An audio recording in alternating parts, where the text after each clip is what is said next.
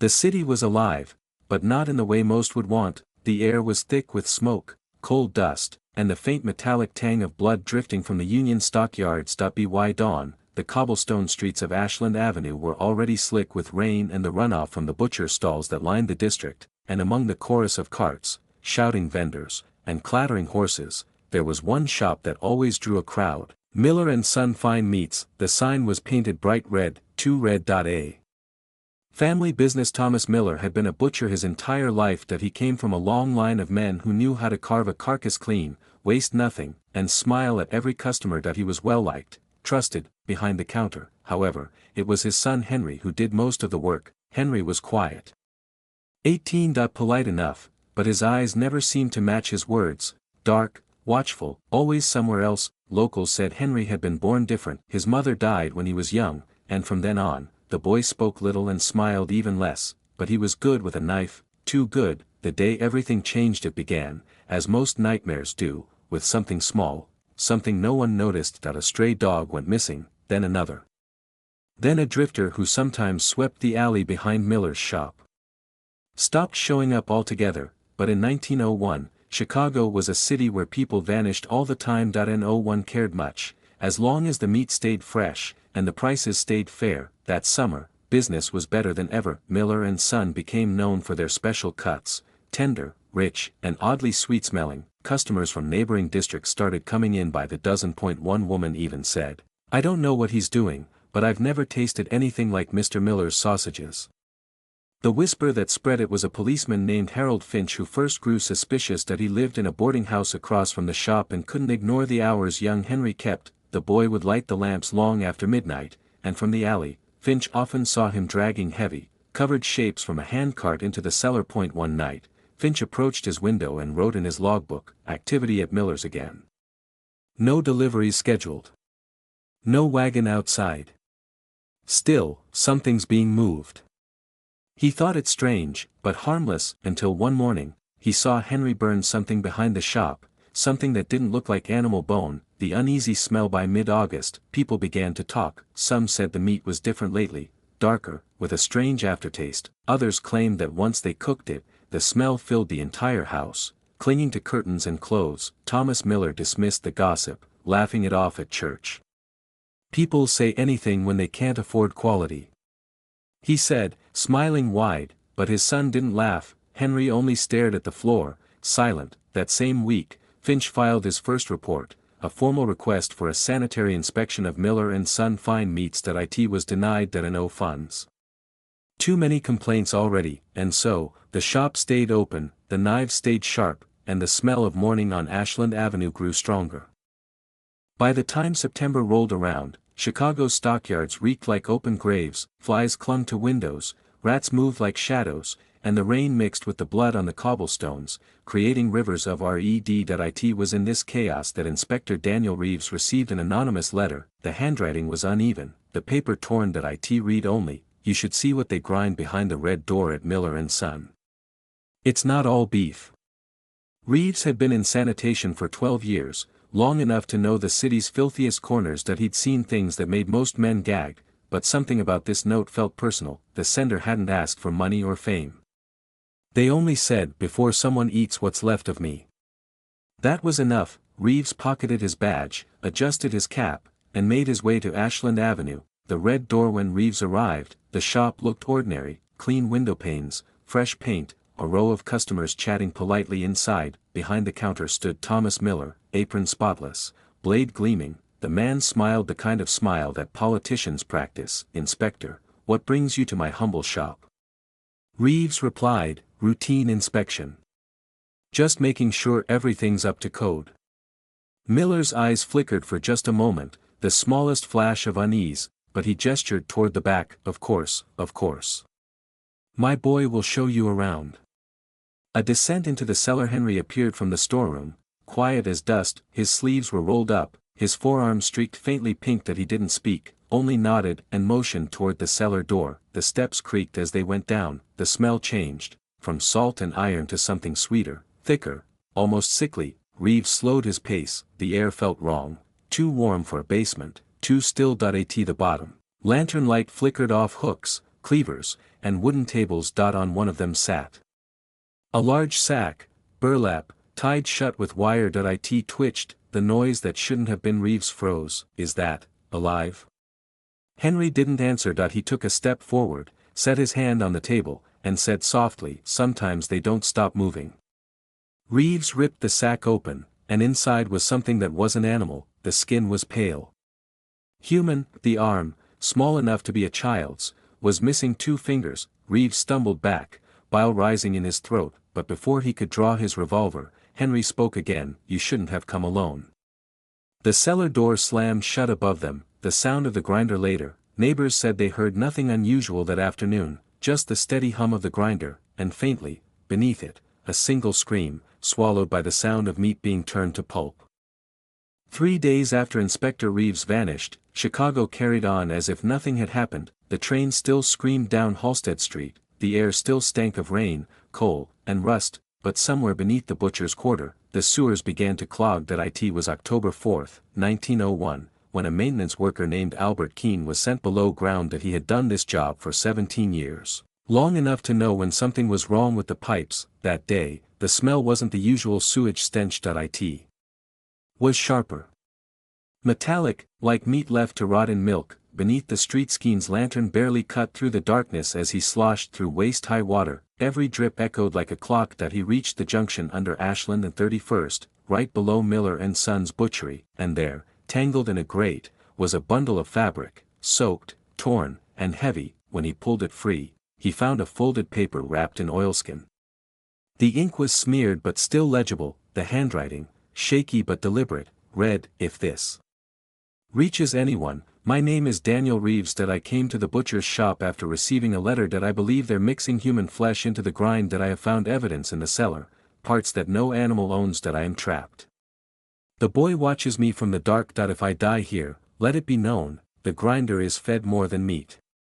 The note ended there, no signature, no date, just a fingerprint at the bottom, smeared in blood. The city's reaction. Keene brought the letter to the 11th District Police, but the sergeant laughed it off. You think I'm sending men to tear apart a reputable butcher shop because some sewer rat found a soggy note? The file was logged, stamped unsubstantiated, and tossed into a drawer. Within a week, it was forgotten, but not by Keene. He couldn't sleep. He said he kept smelling the same sweetness, even at home, miles away. He swore the scent followed him. The warning no one heard. A week later, Keene disappeared. His co-workers said he left the sewer early, mumbling that he heard someone whispering under the water. His lantern was found still burning by the drain. His clothes, folded neatly, lay beside it, and when the police finally returned to inspect the area, they found something lodged in the grate again. A small meat grinder handle, rusted and bent, with a single human molar wedged between the gears. By mid-October, Miller and Son Butchery had become something of a local attraction. Despite whispers about missing people, the shop thrived. Families lined up for their famous sausages, praised for being unlike anything else in Chicago. The sign outside read in gold paint, "Fresh, honest, local."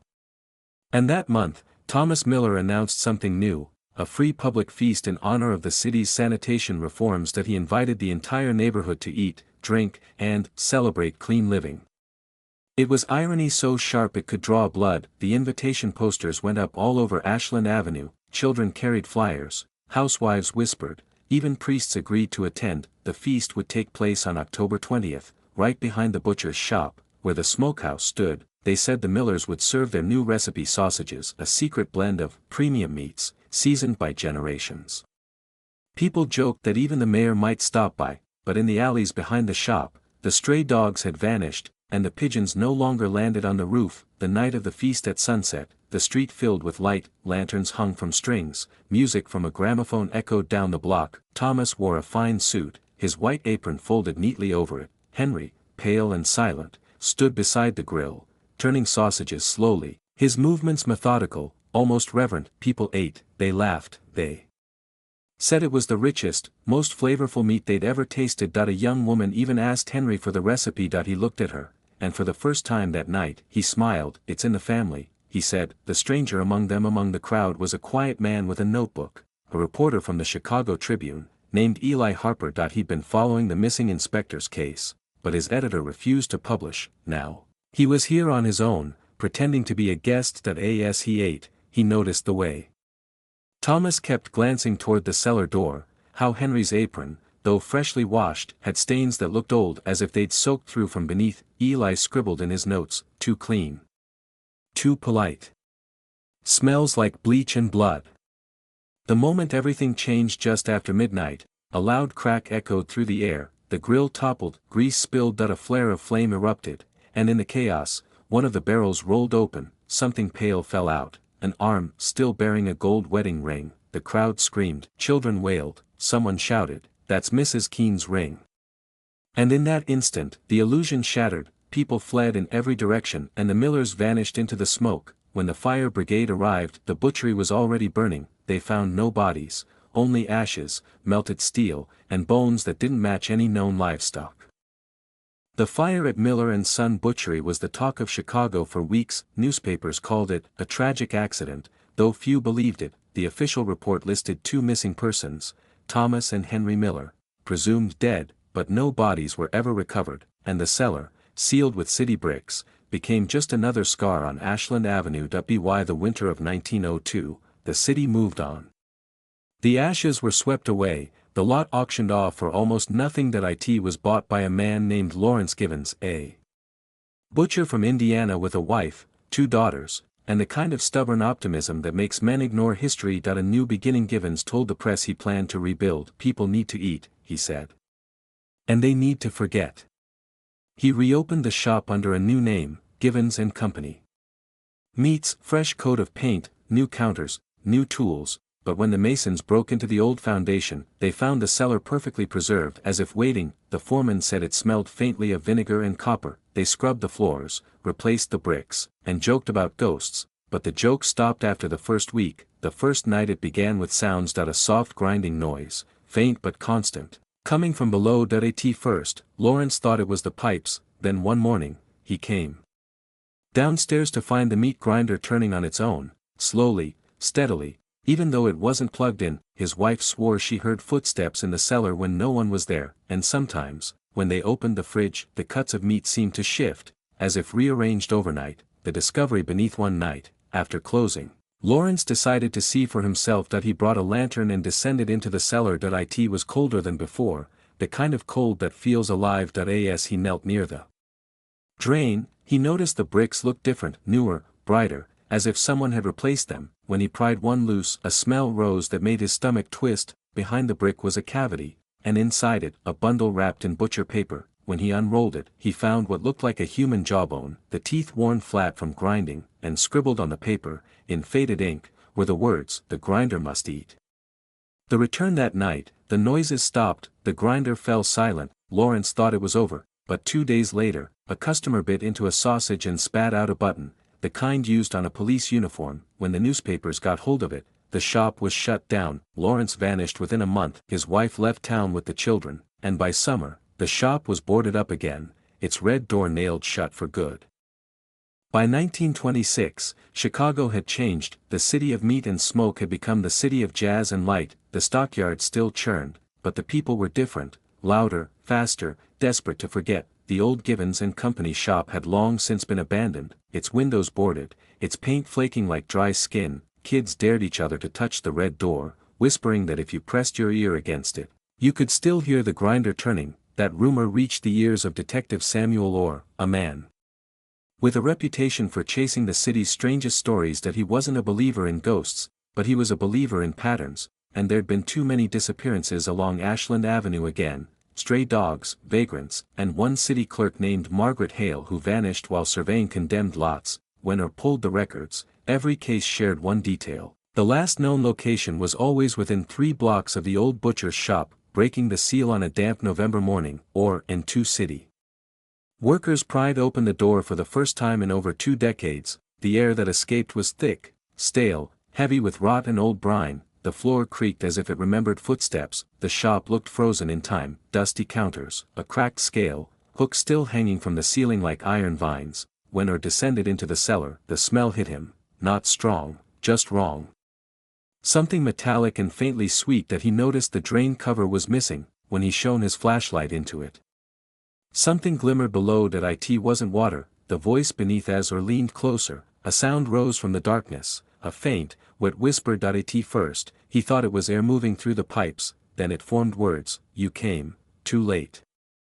Or staggered back, his flashlight flickering, the workers above shouted down to him, but he couldn't answer. The cellar began to vibrate, a low hum, like machinery waking after years of sleep. The old meat grinder, rusted and inert moments ago, began to turn, its gears ground slowly, scraping metal on metal, pushing out nothing but black sludge that smelled like decay. The film canister. When he returned to his office that night, his hands were shaking that he locked the cellar door behind him and filed a report no one would read, but he also carried something out, a small, round film canister he found wedged beneath a support beam. Inside was a strip of degraded film, only a few seconds long. When developed, it showed grainy footage of a boy, standing in front of the butcher's counter, holding something that looked like a heart and smiling at the camera. The boy's name, scrawled on the canister, was Henry Miller. What or never told anyone in his final journal entry, found years later, or wrote, "I burned the film. But when I closed my eyes that night, I heard the grinder again, and this time, it said my name." Or disappeared 2 days later. His badge was found nailed to the butcher shop door. The building was condemned permanently after that, sealed with concrete, paved over, forgotten. Or so the city believed. By the summer of 1953, Chicago's butcher district was long gone. Factories had moved west, the stockyards were shrinking, and the old Miller and Son lot had become just another forgotten property. That's when Arthur Bellamy, a local landlord and part-time developer, bought the building at auction. To him, it was just a cheap investment, a sturdy brick place with history. He told his wife that he planned to convert it into rented apartments for factory workers. He never asked what kind of history the building carried. The renovation begins when the workers started tearing down walls. They found hooks embedded in the ceiling beams, too thick for lighting fixtures, too strong for anything but meat. Bellamy laughed it off. He told them to leave the cellar sealed, since it had cost too much to repair. But within a week, strange things began happening. Workers reported the smell first, faint, metallic, like rust and wet soil. Then came the sounds, soft tapping behind the walls, a low grinding noise at night, and what one man swore was someone whispering through the pipes. The foreman quit after a wrench went missing and turned up inside the concrete foundation, as if it had been buried mid-pour. The cellar unearthed. Bellamy finally ordered the cellar opened, to put the rumors to rest. The men broke through the brickwork with sledgehammers, and after the third strike, a foul wind burst out like a breath held for 50 years. The light cut through dust and revealed a room preserved like a tomb, meat hooks, rusted scales, and the grinder, still there, still upright, its handle caked with something black and hardened. But there was something else, a set of child-sized footprints in the grime leading from the corner straight to the grinder, and stopping their point. One of the men crossed himself and left without collecting his pay. The tenants moved in despite everything. Construction finished by early fall. Bellamy rented out the rooms quickly. People were desperate for cheap housing. Within months, families moved in, children played in the halls, laughter returned to the building. At least for a little while. The first complaint came from a tenant named Mrs. Caraway, who said her floorboards moved like breathing lungs. At night, another tenant swore they heard a grinding noise beneath the bathtub, like metal turning against bone. And then the children started talking about the boy downstairs. They said he wore a white apron and asked if they wanted to help feed the grinder. The tenant in room 2B. December, half the tenants had left. The last straw came when a plumber entered room 2B to fix a leak that he found the drain full of what looked like ground meat, but when sent to a lab, it was determined to be human tissue, fresh and belonging to at least 2 people. Bellamy shut down the building the next day. That he claimed the city forced him to, but those who lived there swore they saw him, weeks later, standing outside the cellar door, head tilted, listening, as if someone below was whispering just to him. By 1971, the building at 742 Ashland Avenue had changed hands again. Most of the city had forgotten its history. A small-time developer refurbished it, plastered the walls, painted it pale yellow, and rebranded it as Ashland Court Apartments. To anyone walking by, it looked harmless, another tired building in a city full of them, but locals still crossed the street to avoid it. They said you couldn't hear a thing when you passed it, not traffic, not wind, not even your own footsteps. A new tenant that Fall, a man named Michael Denton moved into apartment 3C that he was a sound engineer for a local radio station, a quiet man obsessed with frequencies, echoes, and silence that he liked the building's low rent and solid walls that he said it felt perfect for recording. For the first few nights, it was, until he noticed something strange, the room didn't echo. No matter how loud he spoke, clapped, or played music, the sound seemed to vanish, completely. The silence that listened back intrigued. Michael set up his equipment that he played tones across different frequencies, measured the reflections, and found none. The waves were being absorbed, not by insulation, but by something alive. He began hearing faint noises in playback, low murmurs, distant whispers, and occasionally what sounded like the grinding of metal far below. That he thought it was interference, until one night, the voice spoke clearly, "We fed them. Now you feed us."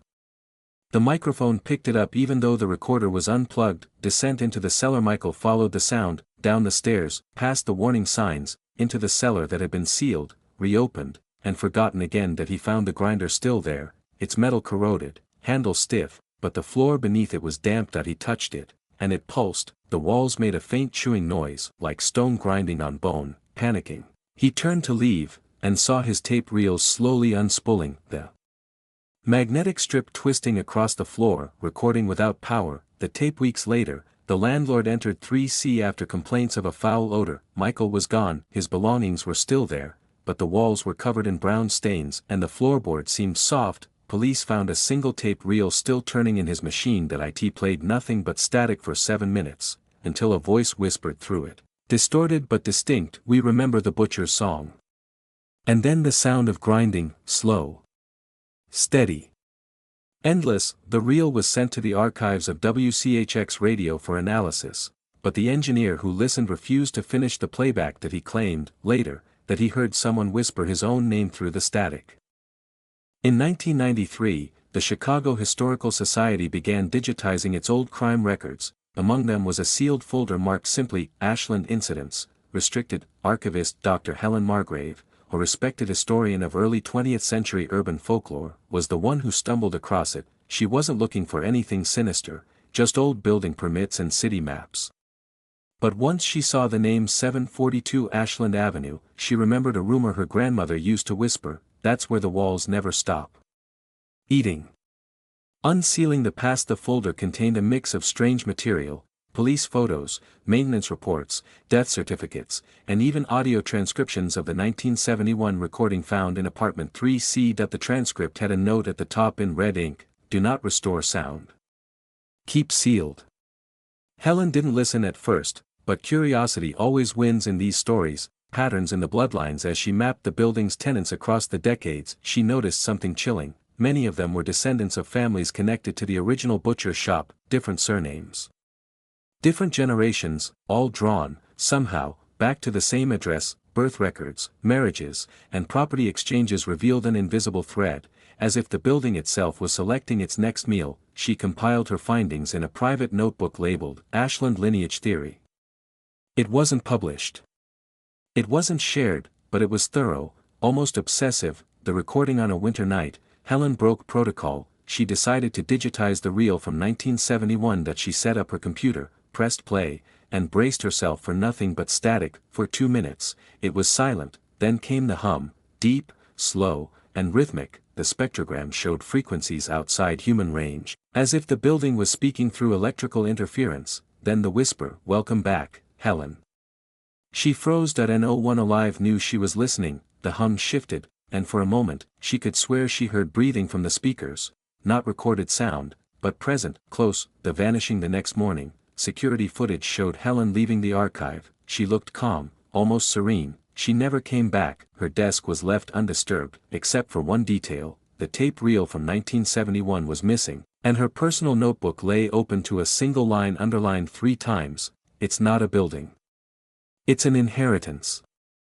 No one knows what happened to her, but weeks later, maintenance workers reported a strange odor in the archive basement. When they entered, they found the walls damp again, and a faint grinding noise behind the bricks.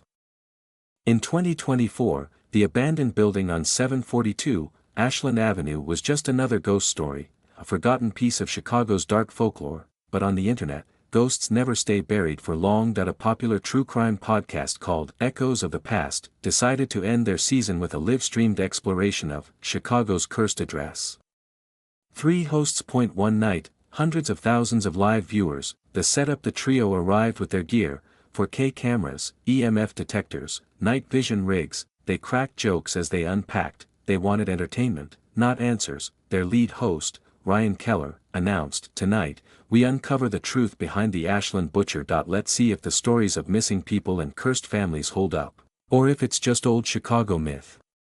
The chat exploded with excitement, donations poured in, the door creaked open behind them, and 742, Ashland Avenue welcomed its new guests. The descent. They started in the basement. The smell hit first, iron and rot, like wet meat. Their microphones crackled and the EMF meter spiked without reason. "Guys, it's reading off the charts." Static swallowed the sentence. On the stream, the viewers saw something flicker in the background, a shape behind Ryan, barely visible, but moving against the wall. It wasn't reflected light. It was pulsing. Voices in the feed. At the 23-minute mark, the live chat noticed something odd. Whenever Ryan spoke, the stream echoed him, a millisecond delay, like another voice repeating, but slightly deeper. Then, in the background, a whisper slipped through the audio, "You're late." The hosts thought it was a prank. They laughed, tried to lighten the mood, but their cameras started losing focus one by one, each shutting off in sequence, as though the darkness itself was closing in. The tape room. They reached a small side room filled with old shelves and yellowed ledgers. One of the shelves had a strange object wrapped in cloth. They unwrapped it live, revealing an old reel-to-reel tape recorder, its label smeared but readable, Ashland, 1971. Ryan stared at it. "This has to be fake," he muttered. Then, despite the warnings on the note attached, he pressed play. For a moment, only static. Then came the hum, that same low, impossible hum that Dr. Helen Margrave had recorded 30 years ago. The lights flickered, the walls began to breathe, the stream ends. Viewers saw the camera tilt, the image warping, audio splitting into layers of screams and mechanical grinding. Ryan dropped the camera, and in the last few frames, something glistened from the wall, flesh-colored, wet, with teeth where plaster should be. Then, the stream cut out. Aftermath. The next day, Chicago police entered the building after fans reported the crew missing. All they found was a laptop still streaming, showing an empty hallway. The chat was still active, viewers typing frantically, "Why is it still live? There's someone in the corner. Look behind you." The feed ended exactly 24 hours later. On its own, when investigators recovered the footage, they discovered something impossible. The stream had continued filming after all 3 hosts disappeared, but from another angle. One that no camera had been set up to record the final linear. A week later, the channel's social media posted a new video automatically, titled simply, "We Are Still Hungry." The thumbnail, a dark, grainy image of the same wall, and a faint human hand pressing from the inside.